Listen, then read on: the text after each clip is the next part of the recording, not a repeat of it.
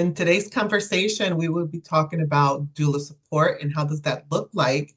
And statistically, it's been known that doulas help decrease maternal and infant mortality.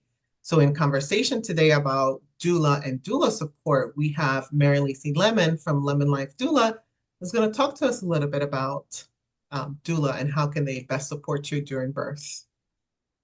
Hi, Hi, Mary. it's hi. It's good to be here. I'm glad that yeah, to be here and talk more about my favorite subjects. It is. It's been the trending topic for a few years now, but there's Hmm. still people out there that don't know what a doula is, or sometimes they Right. shy away because they think that it's going to take the role of their partners.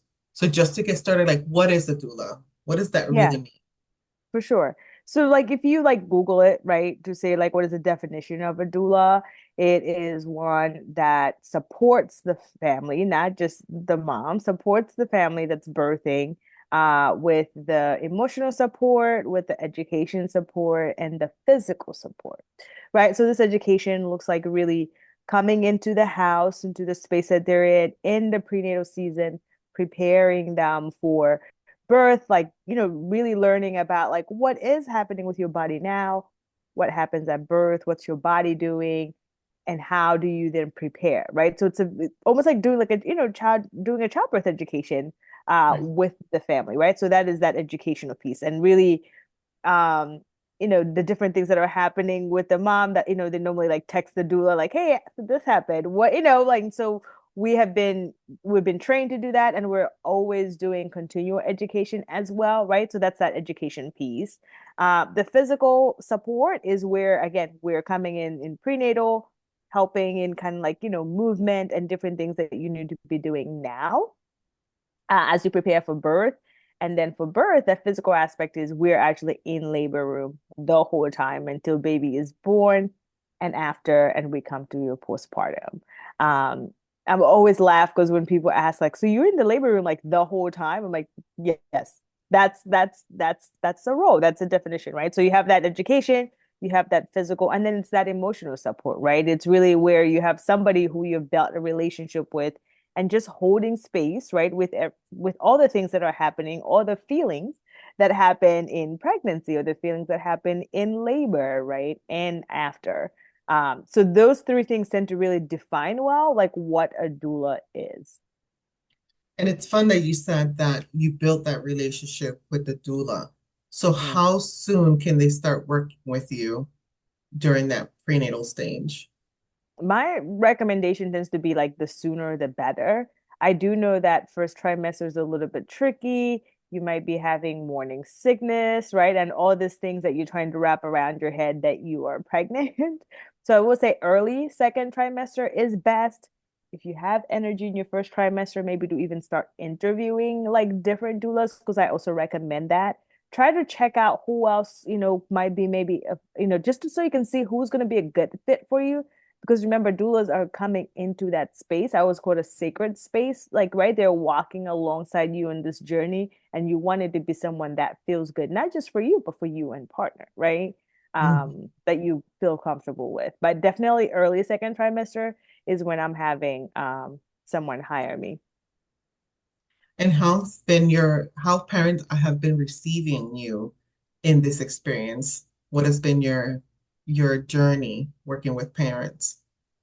Yeah, it's been amazing. The way I got into this work was, my own birthing story of like having my first baby, going to my first appointment at a local hospital and just having not a good experience.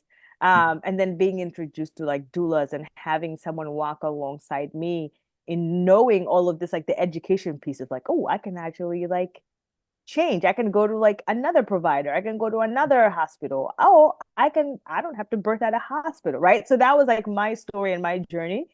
And I ended up really having this like positive birth experience in the hospital.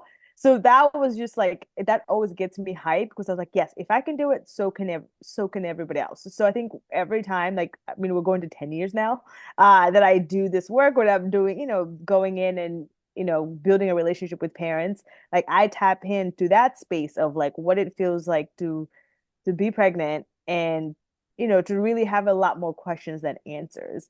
So I really work on understanding, why do they want a doula? What is happening already? Because there's already things that are happening, a lot of emotions that are already happening. They've already heard a lot of stories about birth, and unfortunately, they're not great stories that they've heard. So that's my Why is pet it that they always share the negative experience? that But they is forget to share literally the positive. right. That is my pet peeve 100% because I'm like, we know that people haven't had good birth experiences. Like we are very much aware of that. Um, but you do not have to share that to the person who is pregnant. To the True. person who's pregnant. So I'm actually a huge advocate of positive birth stories only, is what I call. If you see me on social Mhm. media, that's all I talk about because I'm like, we need more spaces where like literally expecting moms, right, can hear about this good births that are actually happening to help them, to encourage them, to empower them to be like, hey, your body knows how to do this. Like the same way that body knows how to like grow a whole baby inside you for 9 months, it knows how to birth. Like it's okay. You can actually have a really positive experience. And I think doulas, obviously I'm biased, but I think doulas really help with making that happen. Mhm. And it's shown statistically, they've seen the rates of when, in comparison, when a parent is birthing with a family member or alone in some cases, in comparison to those that decided to work with a doula, there's been data and growing data that parents, like you said, are having a better personal birth experience. They get to write their own story, and it's usually a much better one. C-section rates have been reduced because of this comfort measure that you guys practice with the parents. It allows them to be in tune with their body. And for some, it has increased the parental bonding because now they have a pleasurable experience to then complement their now lactating experience or infant feeding experience. And it kind of just like trickles down.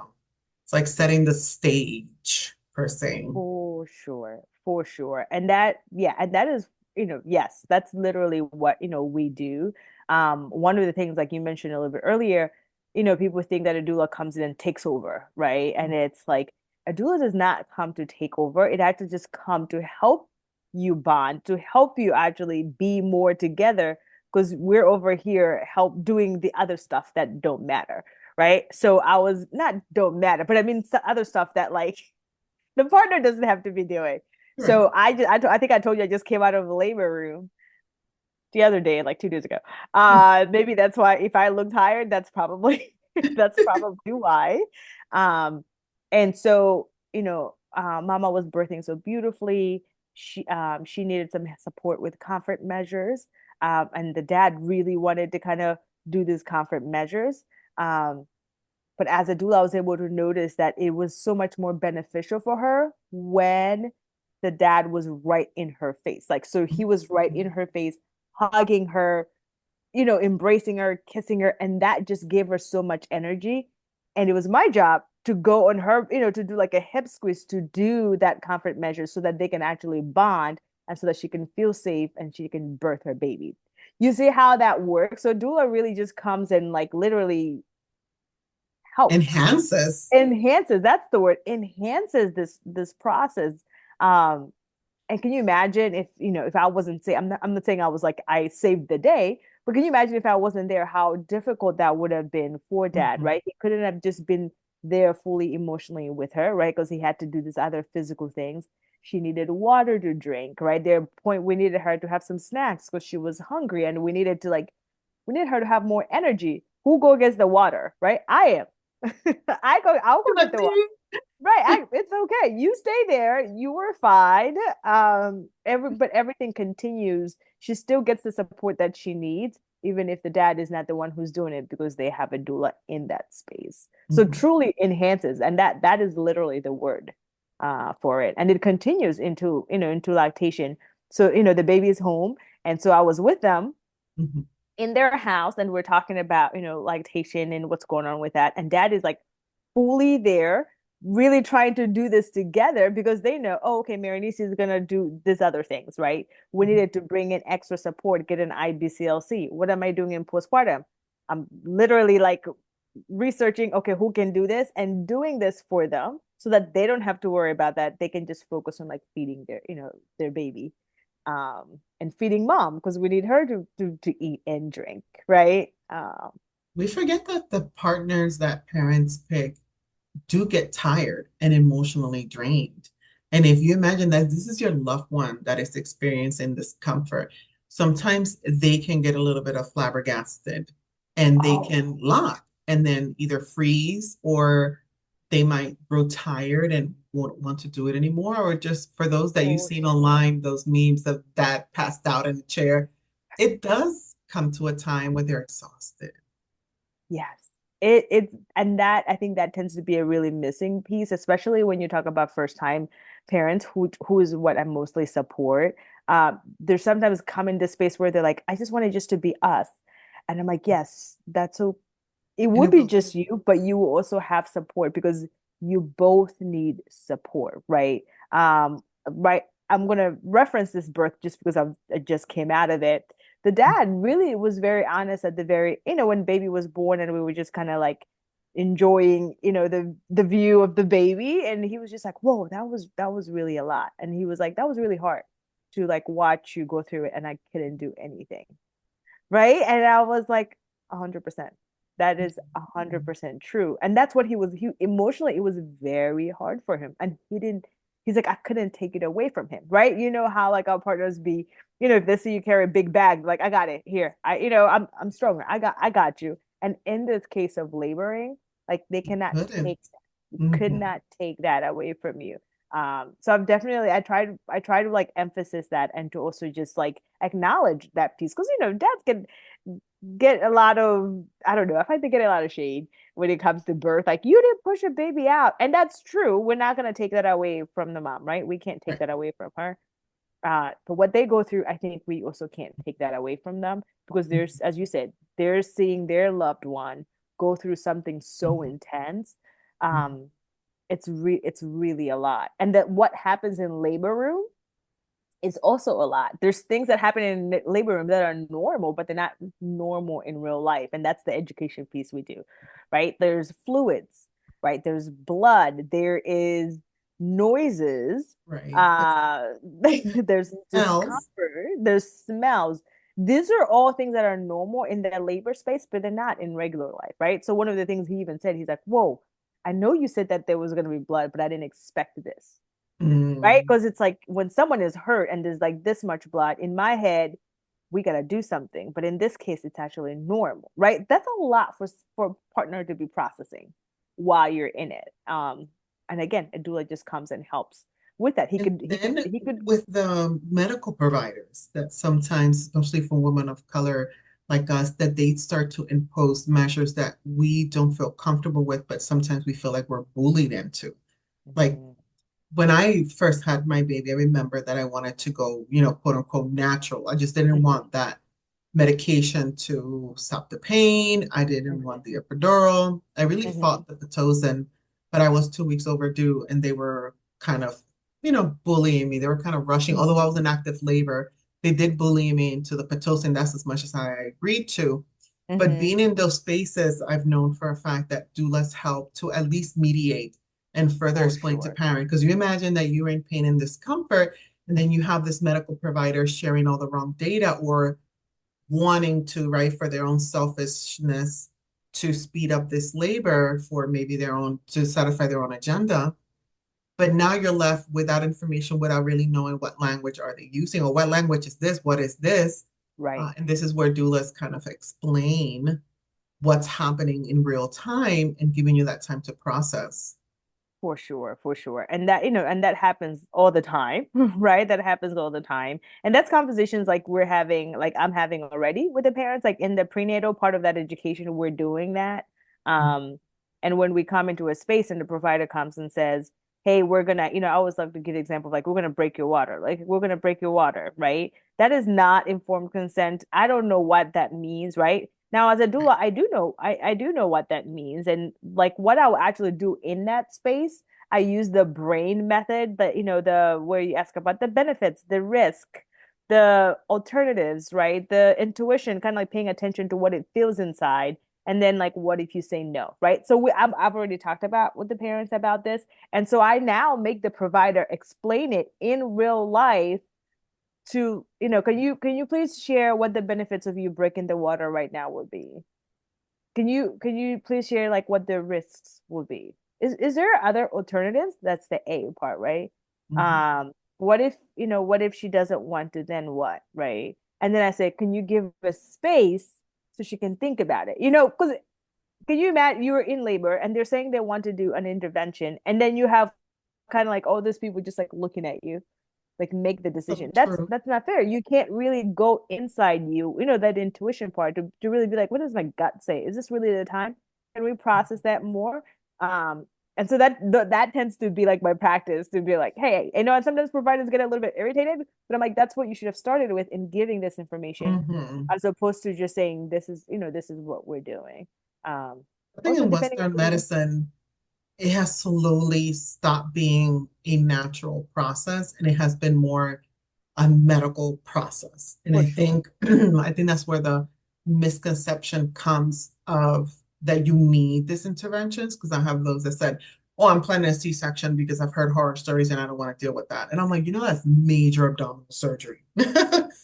This is real, right? So sometimes selecting these things For out of sure. the misconceptions of how it will be, it's Yeah. also not fair to the parent. For sure. For sure. And like there's a doula helps with even like location, provider, like I said, switching. That was my personal story where like I had to switch not just providers, but where I was even birthing, like what Mhm. hospital I was going to, right? Because I could, sometimes providers are not necessarily going to be willing to work with, Yeah. with your birth desires. And we forget that we're hiring them for Right. this experience, right? We're not the client, they are our client. And Right. although in the medical space, there's a difference between a medical need, right? Kind of like an emergency. This is not the time for Hmm. you to say, oh, I don't want a C-section, but your child is choking or is Right. being strangled by the placenta, by the umbilical cord. Time to negotiate. Yes, for Everybody's sure. life is at stake here, but having that open space really gives a parent their own narrative, their For own sure. story, and it's For allowing sure. them for them to make those decisions. And this is why I Yeah. love the work because of that. And then you mentioned Yeah. about lactation.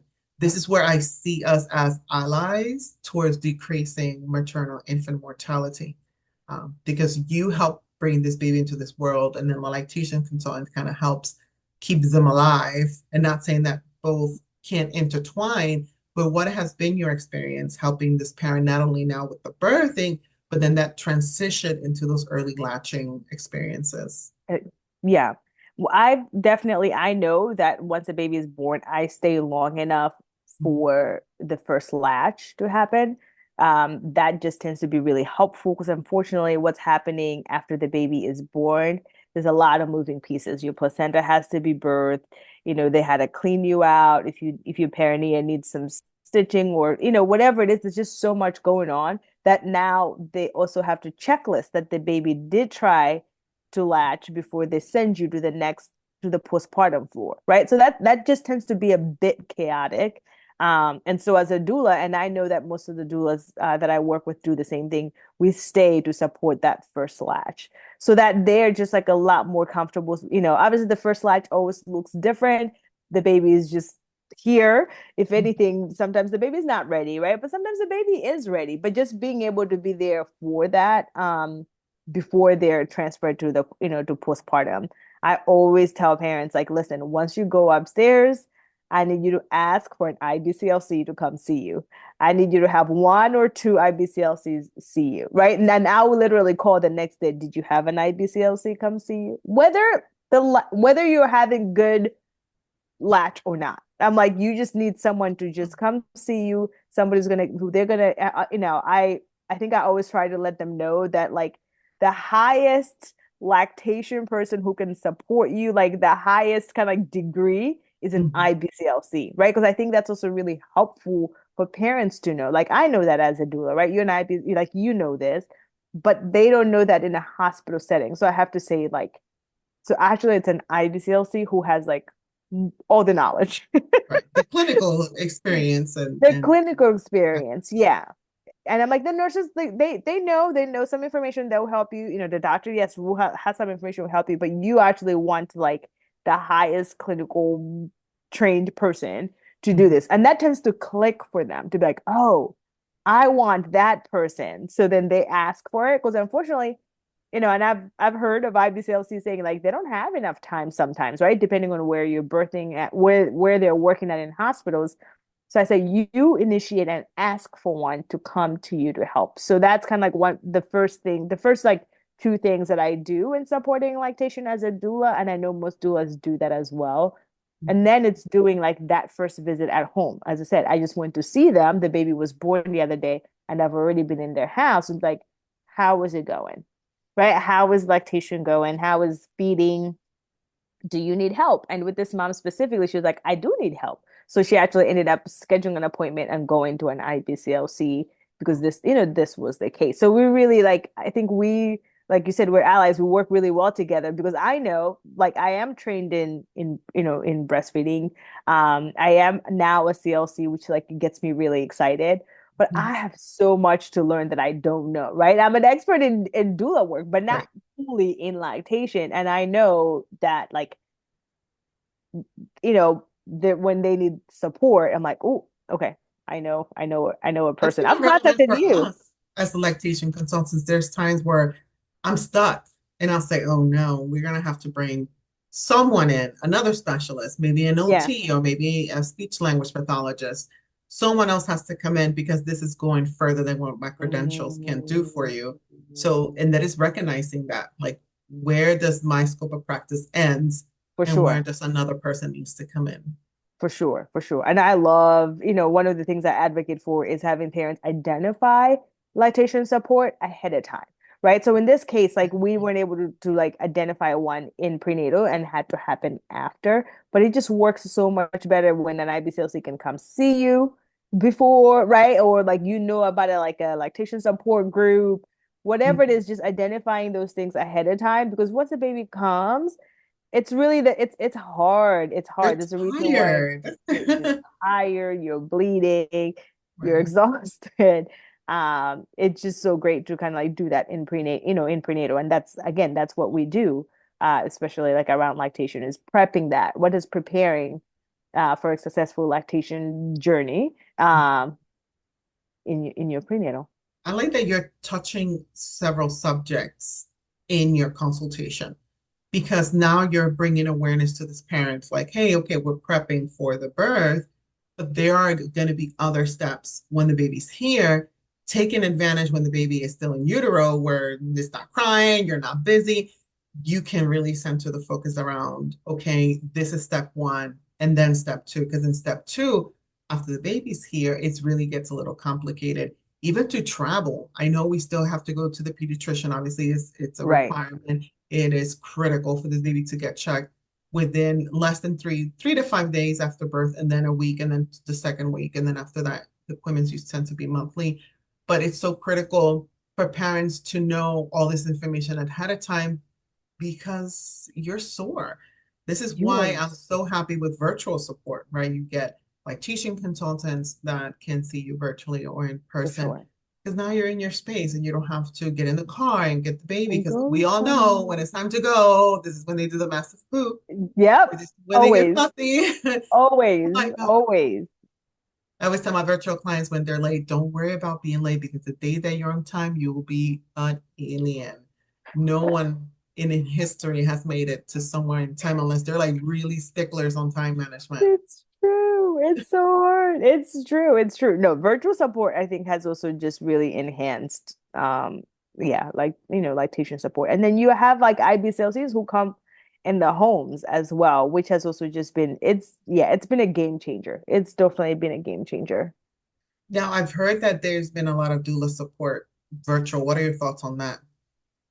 Yeah, so I think everybody was forced to do virtual support Right. When COVID came. in a pandemic that we did not plan for. Right. That was quite creative. I think I had over like 20 births that year. It was wild. And some were virtual. I know that it was still helpful being in that space and supporting someone, like virtually in labor room because you couldn't be there. Mhm. physical support like forever like is better. Mhm. Even for Than lactation, I mean, a virtual is awesome, but there's times like when I have clients from like California, I'm like, let me find you someone local because yeah, now, like, I want to stick my fingers in the baby's mouth and assess what's happening, and for I sure. can't. For sure, for Mhm. sure. I think what virtual doula support, I was actually talking with an organization yesterday. They do like prenatal appointments that way, right? So that education piece, they're doing that virtually. And I was like, all right, I get that. I definitely see that. I've done that, with the families I support, kind of like, hey, let's hop on Zoom, right? Or let's kind of let's talk through this. I recently created like a doula-led series that walks families along. It's all online, that it's accessible anytime. Awesome. But that tends to be really helpful because people are busy, people are working, right? Like pregnancy doesn't necessarily mean things have stopped. So there is a space for it. I think when it comes to specifically supporting at a birth, Mhm. um, it's very tricky. We had to, what did I do? Oh my word. I created a mini doula bag that Oh, I awesome. have for the parents I supported, and we were practicing it ahead of time. And then so they were now in labor room on the phone or a tablet, I would say, okay, now pull out that oil over there, that The one I gave you is in the bag. the one I gave you. Now, do you have the Robozo thing? Now pull that out and do what So it was definitely we did it. Because we had no choice. Doulas were not allowed in most places. It definitely was still tricky. I felt like it was more draining for me as a doula because I just had to be fully present for it. It's hard to be on screen for 8, 9, 10, 11. And waiting in between, I bet those contractions, because you're not there to either have a conversation. It's like that awkward silence where you're like, Yeah. what's happening? Because you're not in the Yep, and I room. can always see the face, right? Because when you do this so long, like you can see the face and kind of like have an idea. It's like, oh, okay, I think I know what's going Take on here. step Oh, back. there you go. Let me step back. Oh, transition. Oh, okay. And so you were not always given that. So I definitely see prenatal in the kind of like an education way, like how I have done and I use that because I know that, if I have a class, even like when I was doing my CLC, right, it would be like the kids are sleeping. Oh, I can do it like at 9 o'clock at night or at 10 o'clock. Like I'm good because my computer is here. So there's definitely benefits. Um, but with labor, uh, definitely in person is best. So, what is one thing that you would recommend parents that are still on the fence about hiring a doula or having a doula be at their birth? Yeah, that's a really good question. And there's a lot of parents that are, right? There's a lot of parents that are definitely hesitant. I do, recommend definitely trying to at least maybe start with the education piece, like, take a class, whether that's in person or what I've kind of like created that I was sharing, like a doula-led series or like a childbirth education, right? I think that tends to really give you a really good overview of what the journey will look like and might help you kind of like really figure out if you really do want a doula or not. Now, Mm. if you don't want a doula, if you're like, absolutely not, I've read everything, I've interacted with doulas, I don't want to do this, I recommend having a third person in that space. I definitely recommend not doing just the two of you because, again, you're both going through this thing and you just need a third person who can support, who can just like support you, even if they can just support you emotionally. That's going to be helpful. But again, I am biased, so I'm always like, get a doula at all costs.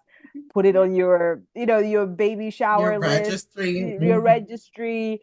Talk to family members. When you're pregnant, it's surprising how people really want to help. Yeah. So I always say, like, be honest and say, hey, we really need. I have a family I'm supporting right now, and they put it in the registry. Like, will you help us pay for doula support, right? And depending on the age bracket, on the kind of like where your finances or budget is, there are some programs that do offer subsidized or free doula services. I know I offer like payment plans, right? So doulas are also just like individuals like me who are, have small kids. I feel like almost every doula has like small kids. We're kind of like trying to figure this out together, and we tend to be really understanding of what that process looks like, and we'll always work, especially around pricing and budget, and all of that. But it is definitely as you said, like the statistics are growing. You just cannot ignore that advantage anymore of doulas.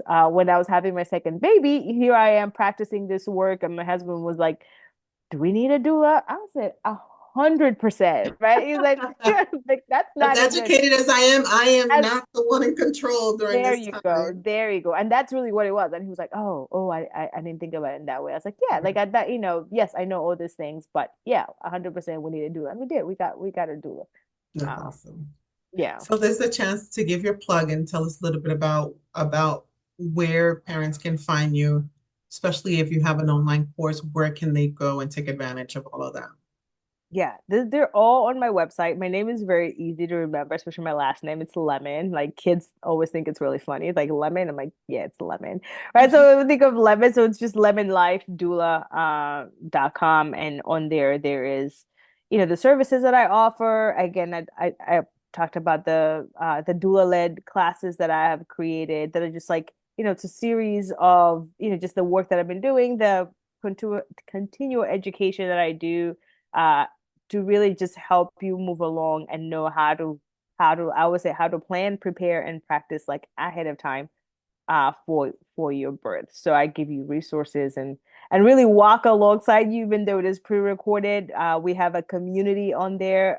Again, the beauty of virtual life, we're able to meet. So I actually have like, I do like check-ins with them live where they can ask me questions and answer and really walk alongside them so they can really fully understand what it looks like from being, pregnant to birth and after, right? Because the after, we tend to forget about the after, but I really tend to cover all of that to support uh the birthing journey. So yeah, so my website is literally always like the best way. Of course, I'm on the social media streets, Lemon Life Doula.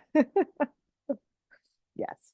So that's the best That's way to awesome. Well, it was yeah. a pleasure speaking with you today, and I hope everyone Yeah. has the opportunity to go check you out in your website and take full advantage because there's nothing more beautiful than when you get to write your own birthing story. Oh yes. It's like when Oh you get to write your own breastfeeding story. yes. So, thank you for Yes. being with us today. Cool. Thank you. Thank you so much. This was great.